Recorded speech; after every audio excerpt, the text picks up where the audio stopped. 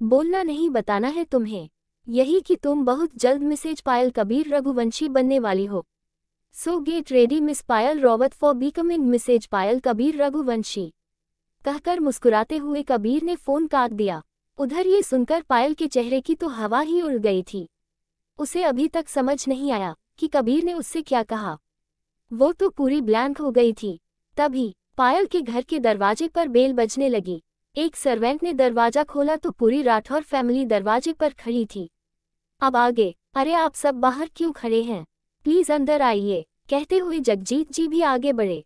कनक जी का तो उन सबको देखकर ही मानो उनका चेहरा तो खिल सा गया। तो उन्होंने इशिका को कुछ इशारा किया तो वो वहां से अंदर चली गई। पूरी राठौर फैमिली, जिसमें आशा जी, जगवंत जी, माया जी, वीर जी, स्नेहा जी ही थे। जगजीत जी कनक जी के साथ एक बड़े से हॉल में सोफे पर बैठे थे। राठौर फैमिली के सभी सर्वेंट्स पायल के घर पर शगुन का सामान लाकर रख रहे थे, जिसे देखकर कनक जी की आंखें फैलती जा रही थी, जिससे उनके चेहरे की खुशी छिपाए नहीं छिप रही थी। तभी एक सर्वेंट के पीछे शब्द, राहुल, राधिका, रुद्राक्ष, काया और सोनिया भी अंदर आ गए। शब्द वहां आना तो नहीं चाहता था, लेकिन आशा जी और वीर जी के कहने पर उसे वहां आना पड़ा। जगवंत जी, माया जी, काया, सोनिया और रुद्राक्ष, ये सभी लोग पायल के घर को देख अजीब सा मुंह बना रहा थे, क्योंकि पायल का घर राठौर पैलेस से 19 ही था, मगर बाकी सब, उन्हें किसी बात से कोई फर्क नहीं पड़ रहा था। उनके लिए सबसे ज्यादा जरूरी शब्द और पायल की शादी की बात को आगे बढ़ाना था। तभी इशिका घर के कुछ सर्वेंट के साथ वहां कुछ चाय नाश्ते के इंतजाम के साथ वहां आई और चाय नाश्ता वहां मेज पर सजाने लगी। आज इशिका काफी सुंदर लग रही थी। उसने आज हल्के नीले और सफेद रंग का अनारकली सूट, हाथों वेलवेट की ब्लू कलर की चूड़ियां, कानों में हल्के वाले झुमके, लाइट मेकअप और बालों को सीधा व खुला छोड़ रखा था। शब्द और रुद्राक्ष दोनों की ही नजरें जैसे इशिका पर जम सी गई थी। रुद्राक्ष के चेहरे पर तो कुटिल मुस्कान थी, लेकिन शब्द के चेहरे पर तो कोई और ही भाव थे, जिसे शायद ही लफ्जों में बयां किया जा पाए। आपकी सर्वेंट काफी खूबसूरत है कनक जी, माया जी ने कुटिलता के साथ कहा, जिससे कनक जी और सोनिया के चेहरे की मुस्कान और बढ़ गई। वहीं रुद्राक्ष और शब्द के चेहरे पर गुस्से का भाव उभर आया था। शब्द के हाथों की मुट्ठी ही बंद गई थी, जिसे इशिका ने भी देख लिया। शब्द गुस्से में कुछ कहता, उससे पहले ही इशिका उसे आंखों के इशारे से ही मना कर दिया।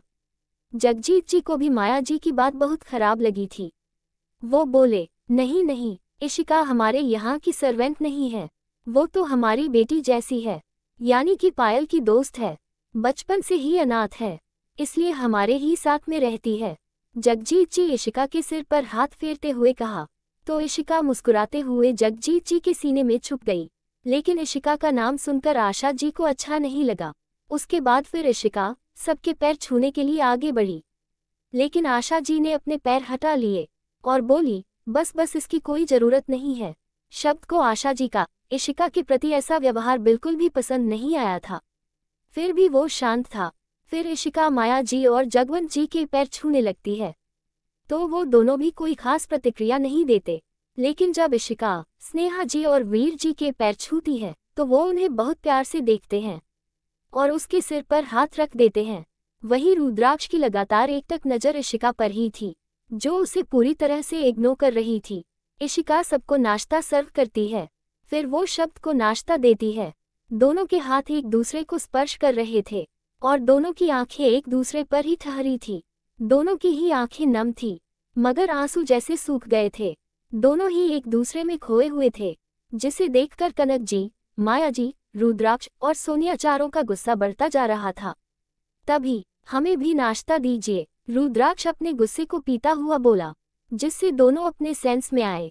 फिर दोनों ने ही अपनी नजरें फेर ली और इधर उधर देखने लगे। इशिका जल्दी से नाश्ता उठाकर रुद्राक्ष की तरफ बढ़ाई तो जानबूझकर रुद्राक्ष ने प्लेट के नीचे से इशिका का हाथ पकड़ लिया और इंटेंसिटी उसके हाथ को टच करने लगा, जिससे इशिका असहज हो गई और अपने हाथ को छुड़ाने लगी। शब्द की नज़र भी रुद्राक्ष और इशिका के हाथों पर थी, जो मुस्कुराते हुए इशिका को गलत तरीके से छू रहा था। ये देखकर शब्द का गुस्सा उबाल मारने लगा। राहुल को भी ये देखकर बहुत गुस्सा आ रहा था, लेकिन शब्द अपने गुस्से पर काबू नहीं रख पा रहा था। जैसे ही शब्द गुस्से से रुद्राक्ष की तरफ बढ़ने लगा, राहुल ने उसके कंधे पर हाथ रख दिया तो शब्द ने गुस्से में राहुल को घूरा इशिका तुम जाकर पायल को ले आओ, बाकी का नाश्ता हम खुद ले लेंगे। राहुल शब्द के गुस्से को देखकर जल्दी से बोला। तो इशिका ने झटके से अपना हाथ खींचा, जिससे रुद्राक्ष के हाथ पर गर्म गर्म कॉफी गिर गई। या यूं कहिए इशिका बिना किसी की नजरों में आए खुद ही उसके हाथ पर कॉफी गिरा दी थी। ये चीज शब्द, राहुल और राधिका तीनों ने देख लिया था। जो कुछ उसके हाथ पर जिससे उसने पकड़ा था और कुछ उसके कपड़ों पर गिर गया था, मगर रुद्राक्ष का वो हाथ काफी जल गया था, जिसे देखकर इशिका तिरछी स्माइल कर रही थी। लेकिन फिर इशिका ने उसे जल्दी ही छिपा भी ली थी। स्माइल तो शब्द और राहुल के चेहरे पर भी थी।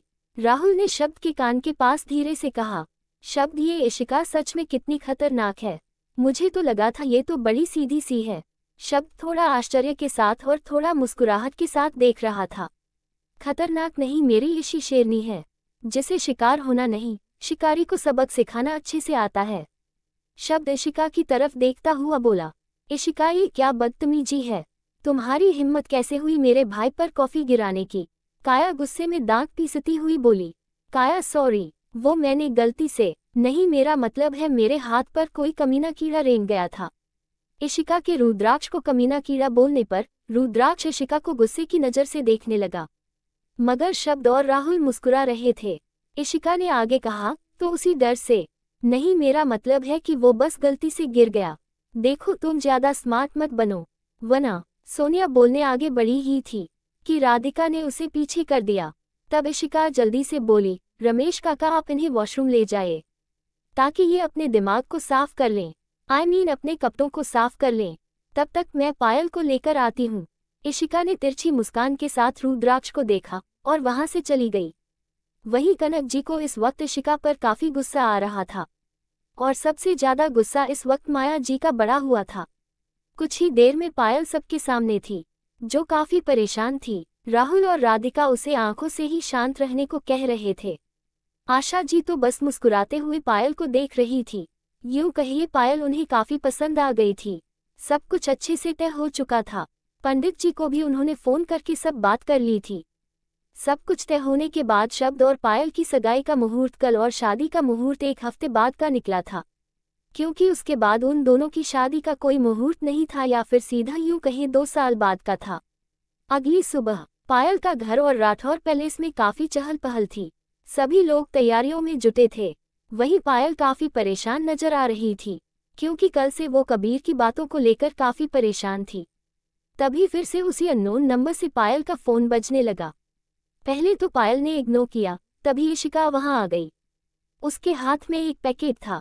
पायल ये ले, ये तेरे लिए शब्द सर के यहाँ से आया है। इशिका पायल को वो पैकेट देकर जाने लगी, तो पायल ने इशिका के हाथ पकड़कर रोका और जल्दी से दरवाजा बंद कर ली, और फिर पलटकर इशिका की तरफ देखा। इशिका का चेहरा पूरी तरह से मुरझाया हुआ था। उसकी आंखें लाल थी, ऐसा लग रहा था जैसे वो रात भर सोई ना हो और खूब रोई हो। क्या हुआ इशिका, तू खुश नहीं है? पायल ने तंज कसा, क्योंकि इस वक्त पायल को इशिका के ऊपर बहुत गुस्सा आ रहा था। पागल है, कैसी बात कर रही है, मैं खुश क्यों नहीं होंगी? मैं तो तेरे लिए बहुत खुश हूँ। इशिका ने झूठी मुस्कुराहट को अपने चेहरे पर ओढ़ते हुए कहा। पर तेरे चेहरे से लग तो नहीं रहा है। पायल ने उसकी ओर देखते हुए कहा, तो इशिका ने अपना चेहरा फेर लिया। उसकी आंखों से आंसू बहने लगे, लेकिन फिर भी अपने आंसुओं को रोकते हुए बोली, पायल तू ना सच में पागल हो गई है। देख आज तेरी सगाई है और घर में बहुत काम है, तो तू आराम कर और मुझे जाने दे। कहकर इशिका दरवाजा खोलकर बाहर चली गई। उधर फिर से पायल का फोन बजने लगा, लेकिन पायल फोन नहीं उठाना चाहती थी, इसलिए फोन को फिर से इग्नोर कर वॉशरूम चली गई। उसके जाते ही कोई पायल के रूम में खिड़की से कूदकर पायल के कमरे में आ गया। दूसरी तरफ इशिका अपने रूम में रो रही थी। आज उसके आंसू रुकने को तैयार नहीं थे। क्यों क्यों क्यों, ये मेरे साथ ही क्यों होता है? बचपन में माँ बाप का प्यार छिन गया, फिर मामा मामी, उन्होंने कभी मुझे अपना नहीं माना। उसके बाद अब शब्द सर, आज वो भी किसी और के होने जा रहे हैं। क्यों भगवान क्यों, जब उन्हें मेरा होना ही नहीं था तब उन्हें क्यों लाए मेरी जिंदगी में? मैं अकेले ही खुश थी ना अपनी पायल के साथ, तो क्यों प्यार हुआ मुझे उनसे? जबकि ये जानते हुए कि वो मेरे नहीं हो सकते, तब भी मुझे उनसे प्यार हो गया। सब कुछ आपने मुझसे छीन लिया, पहले मेरा परिवार, फिर मेरे माँ पापा, मेरा घर, और अब शब्द सर को भी। सब कुछ छीन लिया आपने। मैं जानती हूँ कि मैं शब्द सर से बहुत प्यार करती हूँ, और हमेशा करती रहूंगी, और अब मैं उनकी जगह अपनी लाइफ में किसी को नहीं आने दूंगी, किसी को भी नहीं। फिर चाहे मुझे शब्द सर को भुलाना ही क्यों ना पड़े। वही पायल अपने रूम में बाथरोब पहनकर वॉशरूम से बाहर आई और आते ही ड्रेसिंग टेबल के पास चली गई और अपने बाल सुखाने लगी। उसने एक बार भी अपने बैग की तरफ नहीं देखा, जहां एक व्यक्ति पायल को ही देख रहा था। पायल को ऐसे देखकर उसका खुद पर से कंट्रोल खोता जा रहा था। तभी पायल को अपने ऊपर कुछ अजीब सा एहसास होता है, जैसे कोई उसे घूर रहा हो।